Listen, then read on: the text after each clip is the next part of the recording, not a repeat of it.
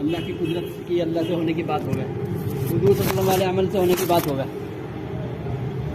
اگر اس میں دل میں بے چینی ہو رہی تو خدا کی قسم نفاق ہے، اگر میں دل میں ایمان نہیں ہے۔ خدا کی قدرت کو سن کے اندر بے چینی ہو گئے تو نفاق ہے اندر، اور اگر اللہ کی قدرت کو اور اس کی وحدانیت کو سن کر اس کے کرنے کو سن کے دل کھل جاوے، دل پھول کی طرح کھل جاوے، روشن ہو جاؤ اور اندر خوشی محسوس ہو رہی ہو، تم سمجھ لو ایمان۔ ایمان کوئی ایسی چیز نہیں ہے تم کسی عمل سے اسے قید کر لو گے، نماز پڑھتے جی 5 ٹائم کی ایمان آ گیا، یا داڑھی ٹوپی کرتا پاجامہ رکھ لیا، اس کا نام ایمان ہے ہی نہیں۔ ایمان دل کی ایک کیفیت کا نام ہے کہ جب اللہ سے ہونے کی بات ہو اور جب حالات آئیں اس وقت میں دیکھ لو کس کا خیال آ رہا، چاہے بیان بھی نہ سنو کوئی، نہ بیان کرو، نہ مذاکرے میں ایک دن نہ بیٹھو آ کے، بس یہ دیکھ لو حال جو آ رہا تو خیال کس کا آ رہا، خیال سبب کا آ رہا تو ایمان کہاں ہے، اور خیال اللہ کا آ رہا تو فوراً دوسرا خیال محمد رسول اللہ کا آنا چاہیے کہ پھر اللہ کے نبی کا راستہ کیا ہے اس حاجت کو پورا کروانے کا، تو بات آئے گی نماز۔ اسی لیے حضرت نے فرمایا تھا کہ پہلے چھپ کے نماز سے اپنے مسئلے حل کر لو، اور ایک جگہ فرمایا آخری بیان پڑھ لو سارا سمجھ میں آ جائے گا۔ حضرت جی مولانا اس رحمۃ اللہ کا آخری بیان پڑھ لو دماغ لگا کے کہ کیا کہہ رہے کیا چاہ رہے، جو کراچی میں پاکستان میں کیا تھا، اور حضرت جی کی یادگار تقریر ایک کتاب ہے اس میں چھپا ہوا ہو گئے، اور باغ 2 میں بھی چھپا ہوا۔ تو حضرت نے فرمایا تھا جب تم یوں کہتے ہو میرا رب اللہ ہے تو پھر تمہارا اللہ سے لینے کا راستہ نماز ہونا چاہیے، اور اس میں ملے گا کہ جب کہتے ہو رب اللہ ہے تو نماز سے پرورش لو، اور جب نماز سے پرورش لے لو پھر 2 راستے ہیں، چاہے کمانا یا نہ کمانا۔ پھر حضرت نے آگے فرمایا کہ چھپ کے پہلے اپنے مسئلے حل کر لو۔ حضرت ساری بات اللہ نے وہ باتیں نکلوائی ہیں حضرت کے منہ سے، وہ باتیں نکلوائی ہیں جو امت کو ضرورت ہے۔ ایمان بنے گا کیسے؟ حضرت نے فرمایا ایمان نماز سے بنے گا، ایمان جو بنے گا وہ نماز کے راستے سے آئے گا، نہ دعوت کے راستے سے ایمان آئے گا، نہ کسی عمل کے راستے سے ایمان آئے گا، ایمان جو آئے گا وہ نماز کے راستے سے آئے گا، ایمان میں نور جو پیدا ہوگا نماز کے راستے سے پیدا ہوگا۔ حضرت نے اور ایسی ایسی باتیں ہیں حضرت کی، وہ تو کام کرنے والا عملہ، اسی لیے تو اپنے ساتھی کو کہا تھا وہ اندر کو دیکھتے تھے، تو 20 سال ہو گئے تبلیغ میں لگے ہوئے، دماغ کو گوبر ہی بھرا ہوا ہے۔ حضرت نے فرمایا تھا ایمان کا نور حاصل کیے بغیر جو کچھ کما کے لا رہے ہو سب ناپاک ہے، جاؤ کماؤ سچ پر، پہلے ایمان کا نور حاصل کرو، پھر فرمایا تھا کہ چھپ کے اپنے مسئلے نماز سے حل کرو۔ حضرت نے یہ فرمایا تھا 100 کا نوٹ جیب میں پڑاؤ، سامنے ہوٹل ہو، بھوک لگی ہو، جائیے نا اللہ سے لئیو، نماز کا عمل کر کے اللہ سے کہیے۔ اب چونکہ محنت ہے نبی اور صحابہ والی، تو اس میں صحابہ نے اپنوں کے بیچ میں رہ کے، کاروبار کے بیچ میں رہ کے ایمان سیکھا ہے، لیکن اپنے جسم کی حاجت کو کاٹ دیا تھا، وہاں سے اپنے جسم کی حاجتوں کو کاٹ دیا تھا۔ مکے میں تو 13 سال جانے ہی نہیں دیا سبب میں اللہ کے نبی نے، کوئی گیا ہی نہیں، ایک صحابی 125 میں سے کوئی 125 صحابی ہیں مکی زندگی میں جو 13 سال میں 125، یہ اتنی آسان بات نہیں یار، ایک کی سمجھ میں آ جائے۔ اچھا جذبہ تمہارا ہونا چاہیے بھائی، اس کی بھی سمجھ میں آ جائے، اس کی بھی سمجھ میں آ جائے، لیکن اس چکر میں جاتے نا رہو، جذبہ تو اندر ہو، کیونکہ اگر نماز سے پرورش لیے بغیر تو آدمی دائی بن ہی نہیں سکتا۔ حضرت نے فرما دیا دائی تو جب بنو گے جب نماز سے لے لو گے۔ حضرت نے بلکہ اپنے گھر والوں کو بھی مسئلے کہا، پہلے چھپ کے اپنے مسئلے حل کر لو، پھر اپنے گھر والوں کے مسئلے حل کرانا، جب گھر والوں کے بھی مسئلے حل کرانے آ جائیں اب دعوت آئی، اب ڈنگے کی چوٹ پہ جا کے کہو گے،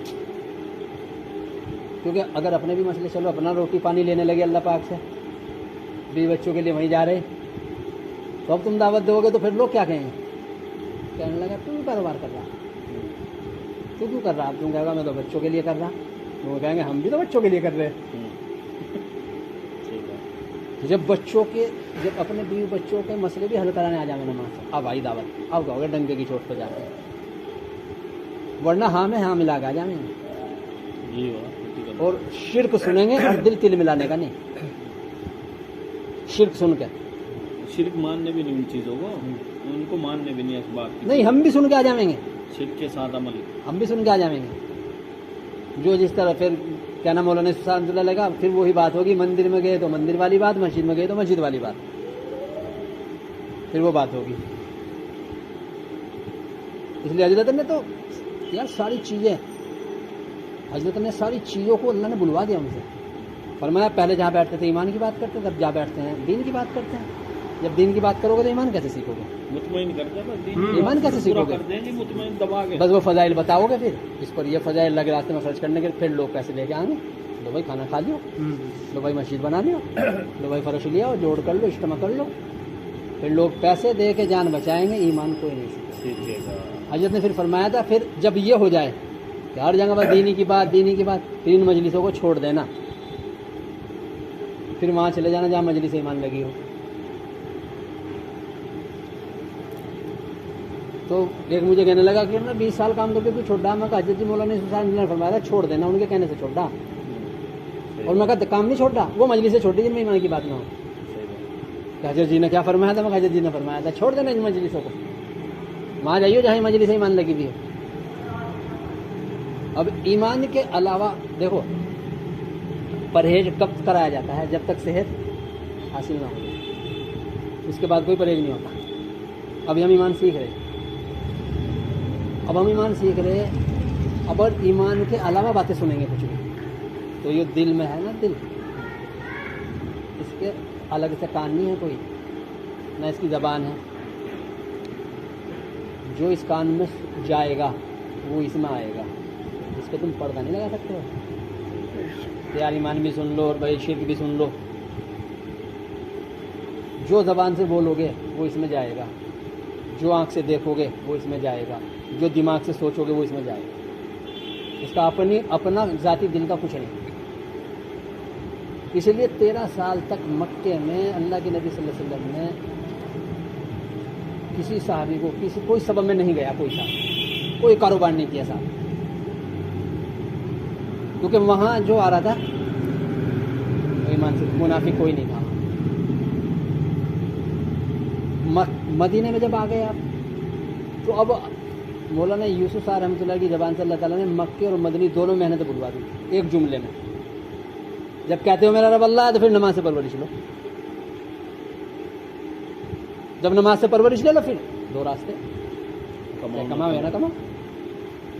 اب مکے میں جو ایمان سیکھ رہا تھا وہ اپنی ہر ضرورت آ کے نماز پڑھ کے اللہ سے پڑھا. تو 10 سال تک نماز آئی نہیں تھی، 10 سال کے بعد نماز آئی. 10 سال کے بعد نماز آئی، میرا سے لے کے آئے آپ نے آ کے یہ تھوڑے کہا 5 وقت کی نماز اللہ نے دیا پڑھو. ہم کیا کریں؟ پڑھو نماز. چلو بھائی نماز بھی چھوڑ رہا. اور وہاں کیا کہا تھا اللہ کے نبی نے؟ یہ فرمایا تھا اللہ کے، کیونکہ اللہ کے نبی صلی اللہ علیہ وسلم سے جب وہ کہتے تھے اللہ کے نبی بہت پریشانی ہے، شیخ رہے پٹ رہے، اللہ کے نبی کہتے تھے گھبراؤ نہ، ان قریب اللہ راستہ نکالیں گے، ان قریب اللہ راستہ نکالیں گے. 3 سال شب ابھی تعلیم میں رہے، وہ آخری تھا امتحان، تو ان قریب اللہ نکالیں گے، راستہ نکالیں گے. جب کوئی آگے جاتے کہتا کہ اللہ کے نبی دیکھو یہ کیا ہوا، بس تم سے پہلے کی کھالوں کو لوہے کی کنگھیوں سے ادھیڑ دیا گیا، انہوں نے اف نہیں کیا، تم بھی سے گھبرا گئے. مدینے میں جا کے اپنی ہر ضرورت نماز سے پوری کراؤ، یہ ایمان سیکھنے میں ہر ضرورت نماز پڑھاؤ. اب دیکھ لو صحابہ کو تم، اب نمک کی بھی ضرورت ہو رہی تو مسجد کا، جو ایمان سیکھ رہا.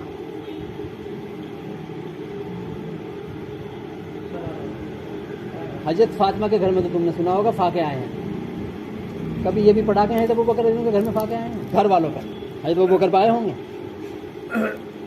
حضرت عمر فاروق رضی اللہ تعالیٰ عنہ کو تو فاقے سے آئے ہیں، لیکن گھر والوں کو نہیں سنا ہوگا کبھی فاقہ ہے.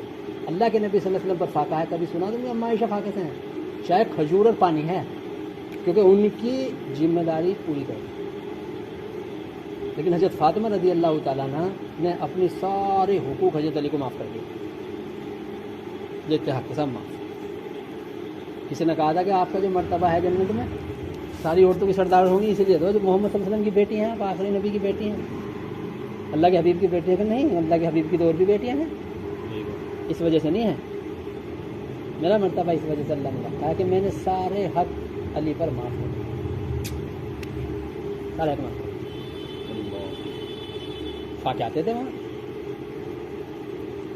اب حضرت ابوبکر صدیق رضی اللہ عنہ کو بھوک لگی، گھر سے نکل کے آگے مسجد میں بیٹھ گئے. حضرت عمر رضی اللہ عنہ کو بھوک لگی، گھر سے آگے مسجد میں بیٹھ گئے. اللہ کے نبی صلی اللہ علیہ وسلم کو بھوک لگی، سیدھا مسجد آئے.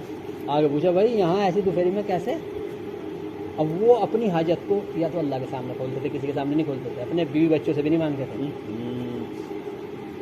یا جب نبی پوچھتے تھے تو ان کو بتاتے تھے، کیونکہ یہاں سے حل نکلے گا کچھ. کوئی عمل بتائیں گے یا جو بھی بتائیں گے ہمیں وہی کرنا ہے. ہم نے تو اللہ اور اس کے رسول کے علاوہ اللہ کے نبی کے سامنے بھی اپنی حاجتوں کو جب کھولتے تھے، جب پوچھتے تھے اللہ کے نبی. ہاں اللہ کے نبی پوچھا ہاں بھائی کیسے آئے ہو، اب تو سچ بولنا پڑے گا. کہا اللہ کے نبی کو.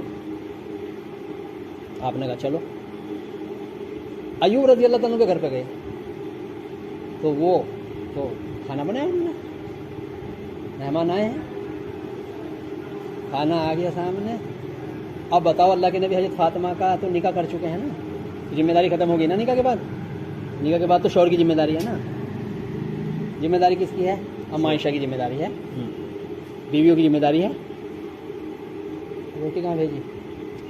روٹی کہاں بھیجی؟ فاطمہ. ایک روٹی لیا آپ نے، اس کو گوشت رکھا اور کیا کہا فاطمہ کو دیا. اس نے بھی کئی دن سے کچھ نہیں کھایا. اگر اللہ کے نبی کے گھر میں فاقہ تھا تو اما عائشہ کے لیے نہ بھیجتے.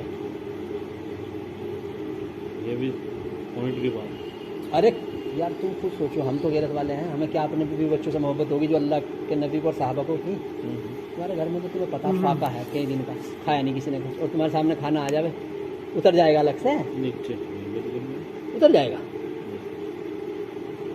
حضرت فاطمہ کے لیے بھیجا کیونکہ میری بیٹی نے سارے حق معاف کر کے وہ فاقہ سے. اما عائشہ اور بیویاں حضرت ابوبکر صدیق رضی اللہ تعالیٰ عنہ نے بھی کھانا کھایا، گھر کیوں نہیں بھیجا؟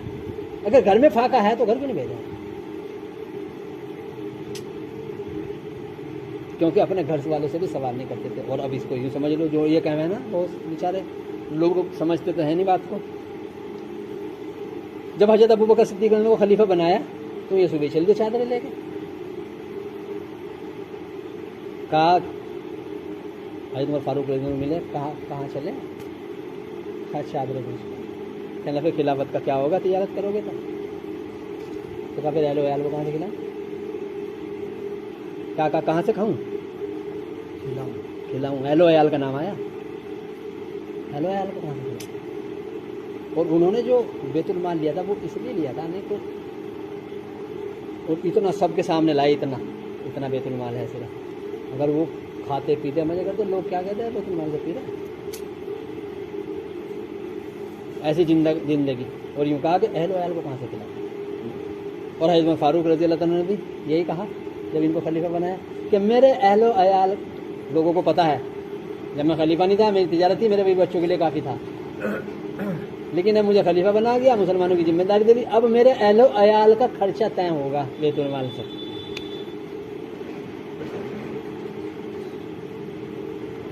اس لیے جو کما رہے جہاں کام کرے کرو لا کے.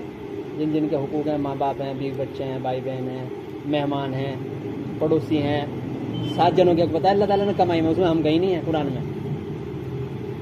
7 جنوں کے حقوق بتائے، 7 جگہ خرچ کرو اپنی کمائی کو. اس میں سب سے پہلے ہیں اہل و عیال، بیوی بچے، ماں باپ جو تمہارے ساتھ رہتے ہیں، ان کا خرچے کی ذمہ داری تمہاری ہے. چاہے نماز سے لے کے دو، چاہے کما کے لا کے دو، وہ تمہاری مرضی ہے. چھوٹے بھائی بہن جو تمہارے ساتھ رہتے ہیں، مہمان، نادار پڑوسی، سوال کرنے والے، سوال نہ کرنے والے. اس میں کہاں ہوں کہیں تو پھر بننے کا راستہ ہی ہے. اگر اللہ تک پہنچنا ہے تو، اللہ تک پہنچنا ہے تو بس راستہ یہ ہے کہ اپنی ضرورتوں کو نہ محسوس